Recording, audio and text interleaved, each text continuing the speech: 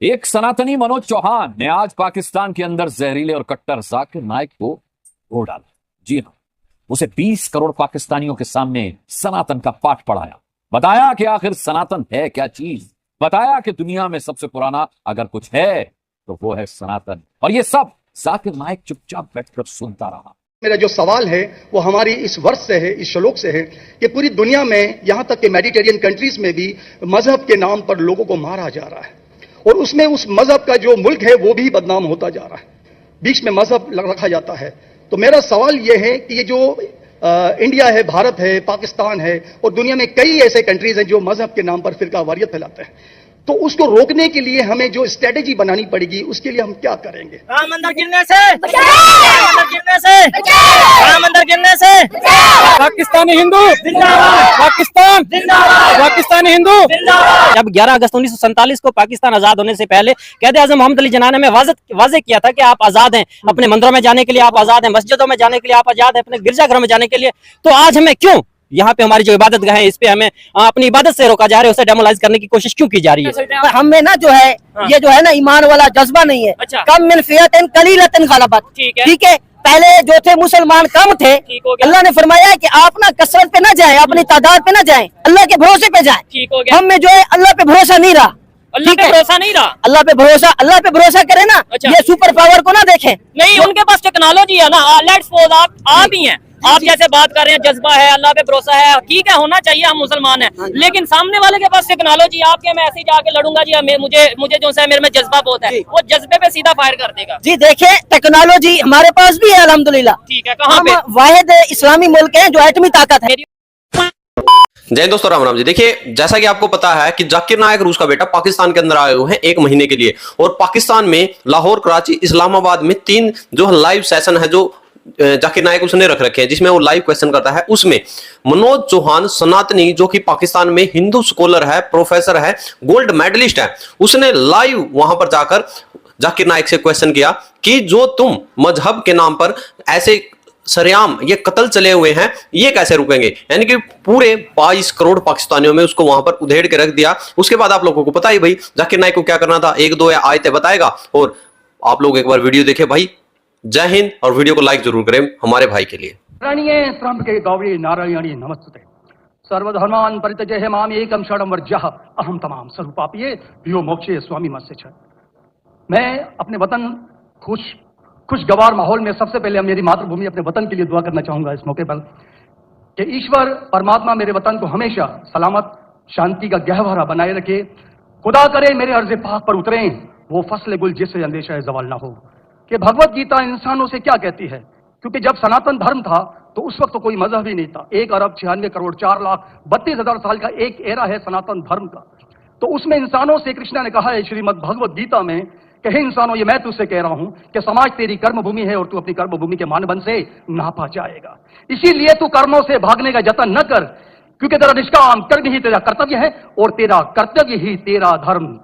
लेकिन यह धर्म केवल तेरे हित के लिए है तो वो धर्म पाप की ओर जाने वाला मार्ग है। इसलिए अपनों से मुक्त होकर समाज कल्याण के लिए कर्म कर, कि यही मोक्ष का मार्ग है, जन्नत का रास्ता है। यह बताना इसलिए जरूरी था कि मेरा जो सवाल है वो हमारी इस वर्ष से है, इस श्लोक से है कि पूरी दुनिया में यहां तक कि मेडिटेरियन कंट्रीज में भी मजहब के नाम पर लोगों को मारा जा रहा है और उसमें उस मजहब का जो मुल्क है वो भी बदनाम होता जा रहा है, बीच में मजहब रखा जाता है।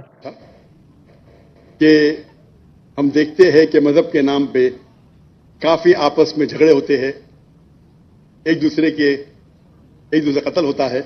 इसका सलूशन क्या है? और मेरी तकरीर खत्म होने के बाद मुझे एक पैगाम आया हमारे गवर्नर साहब से और मुफ्ती अब्दुल रशीद साहब से कि आप कुछ चंद चीज कहो तकाबुली अध्ययन की, जो कंपैरेटिवली मेरी स्पेशलिटी है। तो भाई साहब ने जो सवाल किया वही चाहते थे हमारे मेजबान, हमारे गवर्नर साहब और मुफ्ती अब्दुल रशीद।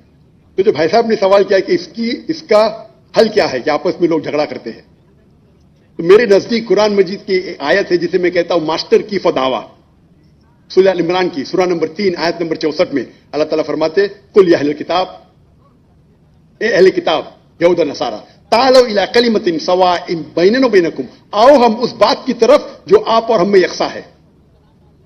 अल्लाह नअबुद इल्लल्लाह, कि हम सिर्फ एक अल्लाह की इबादत करें। कुछ भी। तो देखिए जाकिर नायक ने सूरा नंबर 3 आयत नंबर 64 में बोल दिया भाई अल्लाह एक है, उसकी इबादत करनी चाहिए। एक और आयत है भाई बड़ी वायरल है, आप लोगों को पता है, सूरा नंबर 9 आयत नंबर 5। देखिए क्या है इसके बारे में, एक बार स्क्रीनशॉट ले गया, वीडियो रोक के एक बार पढ़ लीजिए। देखिए ये वो जाकिर नायक है जिसने 1990 में इस्लामिक ट्रस्ट एक अपनी खोली थी। उसके बाद जो ये पैसे इकट्ठा करता था पैसे इकट्ठे करता था, उन पैसों को किस शांति के लिए लगाता था। 2016 में जो ढाका के अंदर ब्लास्ट कत्लेआम चले थे, उसमें जो बच्चा इससे प्रभावित था, वो इस जाकिर नायक से 2019 के अंदर श्रीलंका में 260 बंदे मरे थे, वो बंदा भी इसके विचारों से प्रभावित था। देखिए भैया क्या शांति का पाठ पढ़ाता है।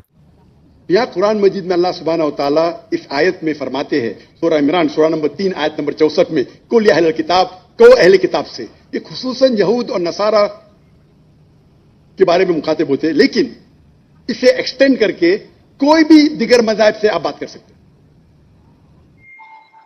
पाकिस्तान की आवाम भूखे मर रही है, पाकिस्तान की आवाम रोटी रोटी के लिए तरस रही है, पाकिस्तान की आवाम ब्लास्फेमी का शिकार हो रही है, पाकिस्तान की आवाम में फिरकों के नाम पर मस्जिद और इमामबाड़े तोड़े जा रहे हैं, पाकिस्तान की आवाम जाहिल हो रही है और पाकिस्तान की सरकार को नया नवेला कुत्ता बुलाने में फुर्सत ही नहीं मिल रही है। और इसकी एक झलक दिखाई भी दी कि अभी हालिया में जब भारत के आदरणीय प्रधानमंत्री मोदी जी अमेरिका पहुंचे तो उनकी कितनी इज्जत हुई, उनका कितना कद्र हुआ, और पाकिस्तान के वजीर आजम को दूर दूर तक देखा भी नहीं गया, पाकिस्तान के वजीर आजम दूर दूर तक दिखाई भी नहीं दिए, मानो